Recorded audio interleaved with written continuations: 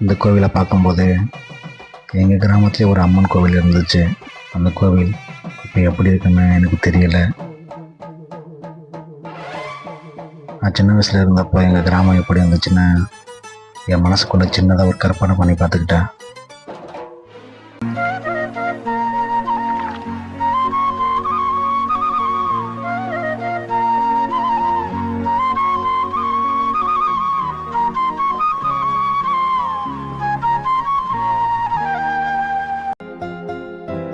மாசி மாதம் வந்தாலே எங்கள் கிராமத்தை சுற்றி இருக்கிற எல்லா அம்மன் கோவில்லையும் மிகப்பெரிய அளவில் திருவிழா நடக்கும். இதே மாசி மாதத்தில் மறுபடியும் எங்கள் ஊருக்கு நான் வந்திருக்கிறேன். அந்த திருவிழாலாம் பார்க்கணுன்னு எனக்கு ரொம்ப ஆசையாக இருக்குது. அப்புறம் எனக்கு என்ன பிரச்சனைன்னு அந்த அண்ணன்கிட்ட தான் சொன்னேனே தவிர உங்ககிட்ட யார்ட்டையுமே நான் சொல்லவே இல்லைல்ல.